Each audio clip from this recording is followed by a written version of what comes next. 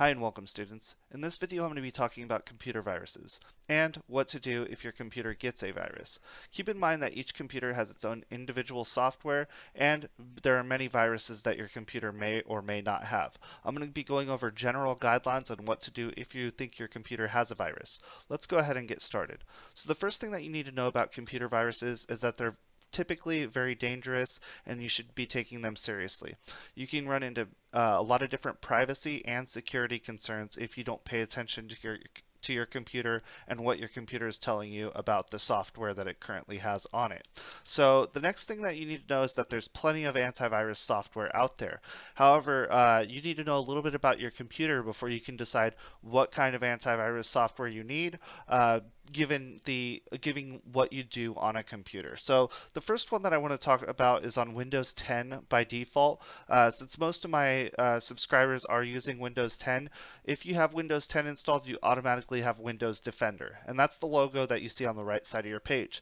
You can access Windows Defender by going to the Start menu and then typing in either Security or typing in the word Settings. Once you do that, you can go into the panel for Windows Defender and you can see what you have as far as viruses go on there.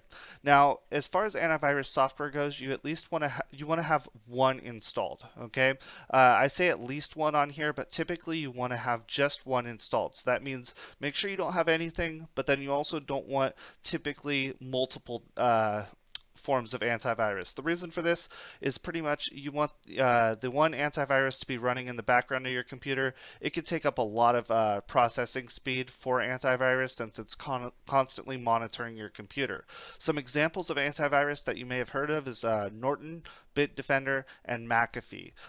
There are some free ones like Avast that I've heard work well as well, so keep in mind that there are free antivirus software out there, but if you're using Windows 10, you already have Windows Defender as your free option.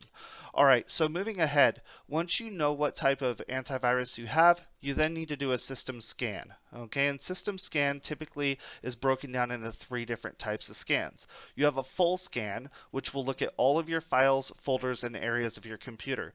This is going to take generally several hours, especially if you have a lot of data on your computer. So if you have plenty of files and you've been working on your computer for a while, plan on this taking a long time. So don't just sit down and expect to get your answer right away. It has to scan everything on your computer.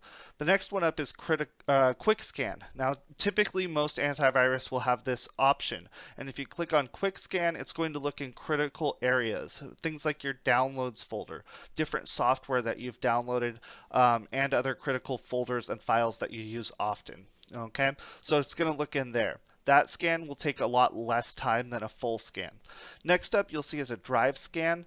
Now, this is only if you're using a flash drive or removable device. If you plug in a flash drive in your computer and you want to make sure that the files are safe and secure before opening any of them, then you would do a drive scan on that. Typically, if you're getting a device from a reliable source, it won't have a virus on it, but it's always good to double check. Alright, so the next thing that you do is once the scan is over, you'll review the results. Now I put a McAfee results page up on the right side. Now if you get all green, that means your system is secure and you have no action required. And so that's a good thing. Obviously, if you do a full scan and you get 0 returns, then that means generally you do not have a virus on your computer. Now, you're going to get a recommended course of action when you finish this. Now, let's say you did have a virus on there. It may ask you to delete files, okay? And it may say, hey, these are the files that have the virus on it. You could just delete those, and then you're done, hopefully anyway. And then you do another scan, and you make sure your computer is clean. Okay, that's kind of your best case scenario. The next couple things are where you'll get there and it won't necessarily have a course of action or no action is recommended. But they do find viruses and it's things that maybe the antivirus cannot get rid of. If that happens, you're going to want to contact support for your antivirus software. Okay, so if you're using Windows Defender, you could get with Windows support, and usually they have a 24-hour chat. And again, that's kind of an advantage of sticking with a larger company, is usually they're going to have 24-hour chat. And then the next thing you can do is an internet search on that particular virus. Usually internet searches are good because if you find that particular virus and somebody else has had that, they usually will be able to point you in the right direction on what you need to do. The next thing is do not ignore sure if you get a virus on your computer. Again, you don't want to just say, oh, well, my computer is still running fine, so I'm going to keep it going. You're going to want to make sure that you get that problem fixed. Okay, so if all else fails, so after you've done all of these things, what do you do if you still have that virus on your computer? Again, contacting support, seeing what they recommend is always a good idea.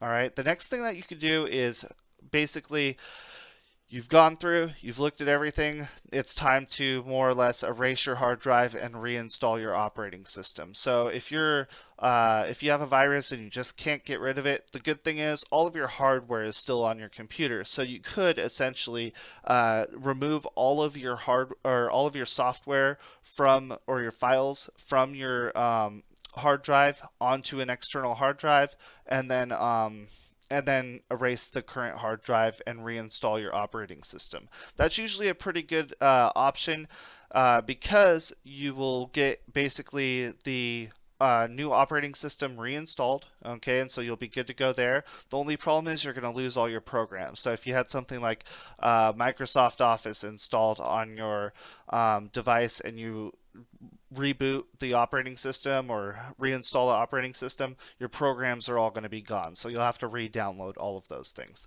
So this is another reason why backing up your data is so important. You're going to want to make sure that you back up your data onto an external hard drive. So that way, if a virus ever is on your computer and say it's some sort of malicious software that ruins all your files, at least you have a backup so that when you do reboot or reinstall your operating system, you can plug back in that external hard drive and get all your files back. Keep in mind that you're going to want to actually do an external scan, like I mentioned before, once you reinstall your operating system.